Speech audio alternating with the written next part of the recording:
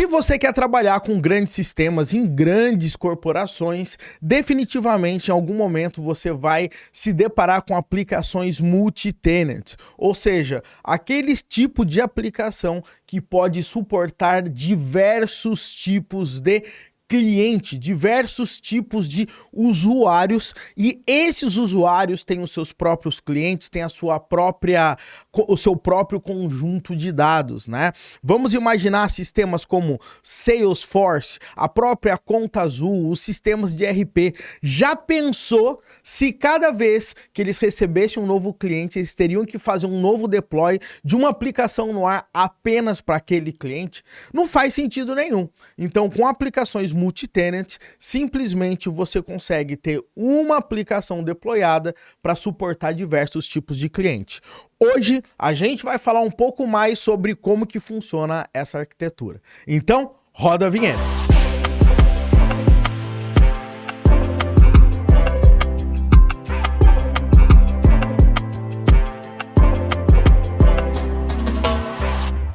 Olá pessoal, tudo bem? Seja muito bem-vindo e muito bem-vinda a mais um vídeo aqui no canal Full Cycle. Meu nome é Wesley Williams e no vídeo de hoje a gente vai falar sobre aplicações multi-tenant e como que elas podem ser arquitetadas, como essas aplicações podem ser trabalhadas para conseguir receber diversos tipos de cliente. Ao mesmo tempo, você também vai entender quais são as formas de persistência de dados, porque é aí que está a chave do negócio. Legal?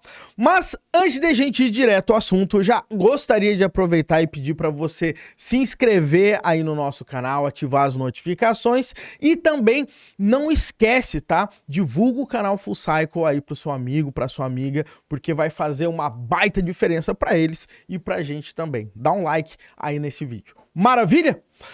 Bom, pessoal, sem mais delongas, vamos falar então sobre aplicações multi-tenant e como que você pode estruturar esses tipos de aplicação, legal?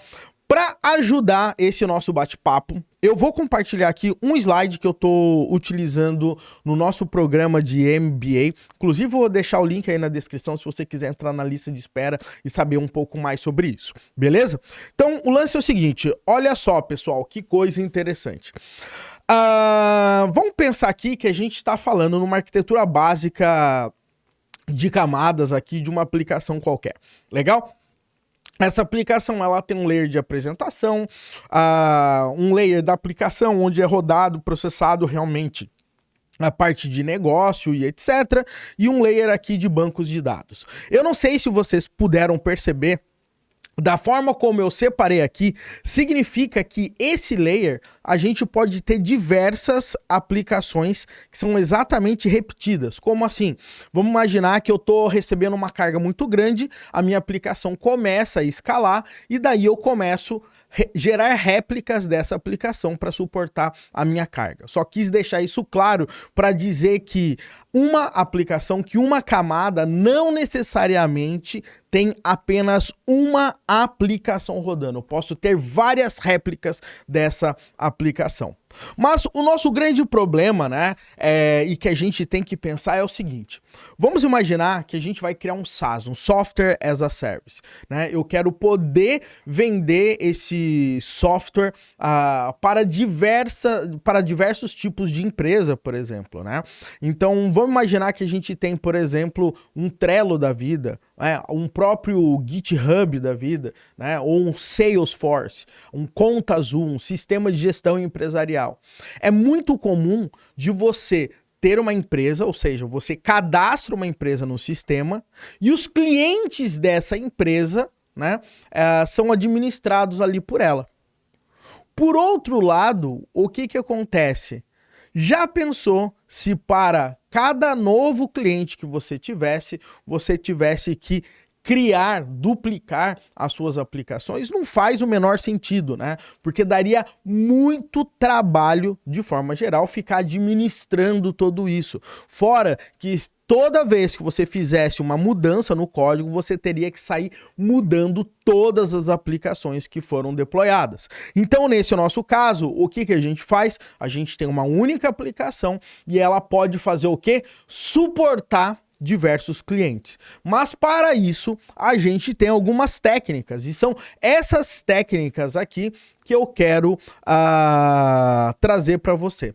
Somente para você saber, tá? Multi-tenant, tá? O que é tenant em inglês? Tenant é inquilino, né? Vou imaginar que eu tenho a minha casa, eu vou alugar minha casa para alguém, essa pessoa é meu inquilino. Mas muitas vezes eu posso ter um prédio, então eu tenho diversos inquilinos num mesmo prédio, né? Então o multi-tenant é uma aplicação multi-inquilinos, ou seja, eu tenho diversas empresas, diversos tipos de clientes, tá? Numa única aplicação. Beleza?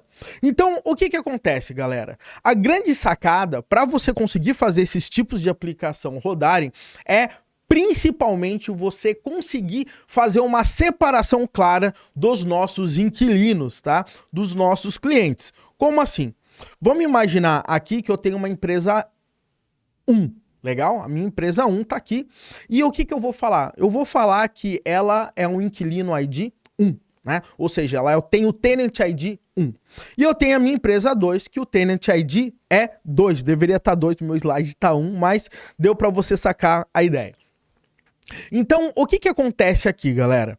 O nosso grande ponto nesse momento é que quando eu consigo, tá, criar um ID diferente para cada empresa, as coisas começam a fazer mais sentido. Daí você deve estar pensando, Wesley, pô, mas isso aí é lógico, né? Eu crio um ID para cada empresa e daí qualquer coisa que eu vou fazer, eu utilizo esse ID. Sim, mas existem algumas pegadinhas no meio dessa história. Por quê? Porque, eventualmente, a sua empresa, né, o seu sistema, ele pode crescer muito. E daí você vai pensar em persistência de dados. Como é que essas coisas funcionam, né? Então, vou imaginar o seguinte, ó. Eu tenho empresa 1, ela vai fazer, né, o usuário vai receber uma request, vai receber na camada de apresentação, vai para a aplicação e depois os dados. Na empresa 2 vai acontecer exatamente a mesma coisa. Legal? Mas daí a gente cai no grande ponto que é o seguinte, né? Toda vez que eu for fazer uma requisição, eu tenho que falar quem é o meu Tenant ID. Porque eu falando aqui nesse momento quem é o meu Tenant ID, simplesmente eu vou ter a opção de fazer um filtro de tudo que é dado somente daquele tenant. Legal? Então, o que acontece? Nesse momento é que a gente começa a expandir os horizontes. Eu vou dar um exemplo para você. Muitas vezes, né, é comum você encontrar que você faz o deploy apenas de uma aplicação, mas para cada tenant você cria um banco de dados separado. E daí você deve estar pensando, poxa Wesley, por que eu criaria bancos de dados separados para cada tenant? A gente tem caso de uso para isso, tá? É muito comum isso acontecer, apesar de ser difícil também de administrar. Se eu fizer uma alteração num banco, eu tenho que sair fazendo alteração em todos. E se eu tiver milhares de bancos, né? Mas o que acontece? Quando que normalmente você vai ter mais de um banco de dados, tá? Normalmente acontece isso quando você quer conseguir equilibrar, tá? O acesso a dados de acordo com o tipo de empresa. Vamos imaginar que 90% dos meus clientes são empresas pequenas. Mas eu consegui um super cliente, um cliente bem grande. E o que eu quero fazer? Né? Eu vou botar ele no meu sistema multi-tenant. Mas daí eu vou começar a perceber que eu estou tendo que fazer um crescimento muito forte de um meu banco de dados para suportar aquele cliente. E o acesso a dados daquele cliente está atrapalhando os 90% dos meus clientes que estão rodando também no banco de dados, né? Então, nesse caso, o que você pode pensar simplesmente? Eu vou criar um banco geral para pequenas e médias empresas e eu vou criar um banco para cada grande empresa. Então, eu diminuo o risco. Tá? Porque normalmente também as empresas pensam em infraestrutura, né, baseado em risco também. Não é baseado apenas pela parte tecnológica, né? Vamos imaginar se você tem um pequeno vazamento de senha, tá, de uma pequena empresa. É ruim essa situação? Com certeza é ruim. Qualquer tipo de vazamento é ruim. Mas imagina se esse vazamento vier de uma grande corporação. O nível de risco que você está exposto é muito maior. E normalmente você não cobra o seu cliente final apenas pelo que você entrega. Você também cobra normalmente o seu cliente pelo nível de risco que você está assumindo de ter ele como cliente. Então, nesse caso, eventualmente, é mais prudente você ter o quê?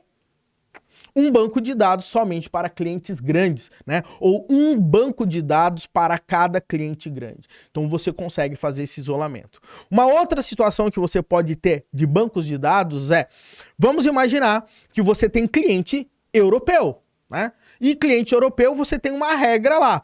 Todos os dados, né, de cidadãos europeus tem que rodar na Europa. Então o que você pode fazer? Você cria um banco de dados ali, né, na Europa para que os dados estejam na Europa e para que você possa estar de acordo com a lei. Legal? Então essa é uma opção. Outra opção que é muito comum também, tá? Mas honestamente eu não gosto dessa opção.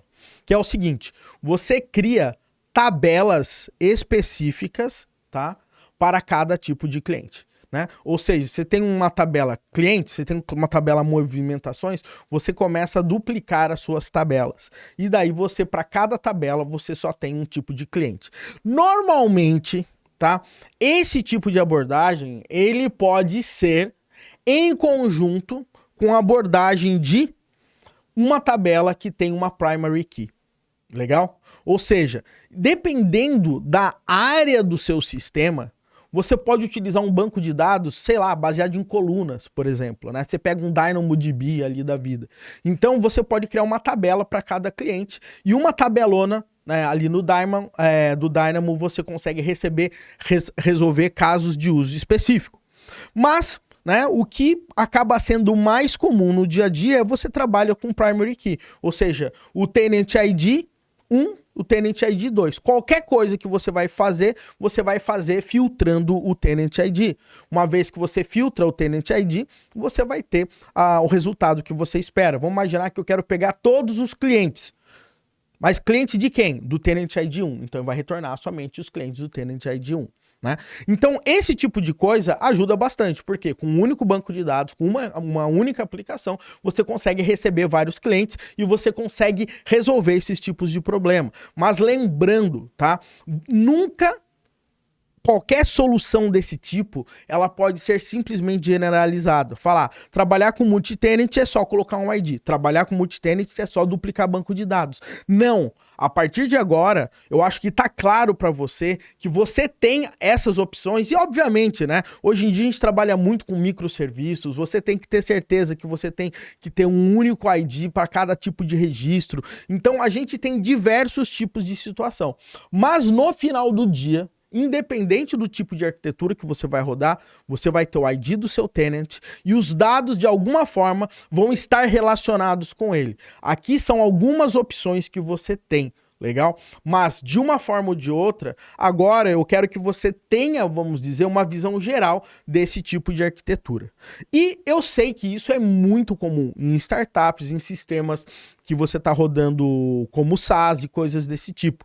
Então, eu gostaria, nesse momento, de saber, principalmente de você, que trabalha com alguma arquitetura parecida, qual é o tipo de solução que você faz, tá? Coloca aí embaixo nos comentários que eu quero entender mais. E se você tem alguma dúvida, também deixa aí. Vamos gerar uma discussão bacana e sadia aí para todo mundo. Beleza?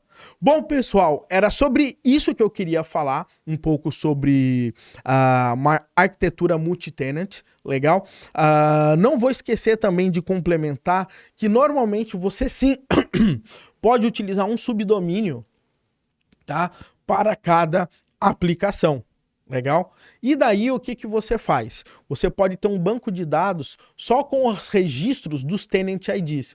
Então, sei lá, fullcycle.xpto, Tenant ID 1, fullcycle, devfullcycle.xpto, Tenant ID 2. E daí nesse banco de dados você consolida todos os IDs, Legal? Você consegue fazer sua autenticação e depois você cai para os outros bancos de dados. Isso também dá para fazer, ou seja, você tem um banco de dados central simplesmente para gerenciar os tenants também. Legal? Era isso que eu queria passar, pessoal. Grande abraço aí para vocês e até o nosso próximo vídeo aqui no canal Full Cycle.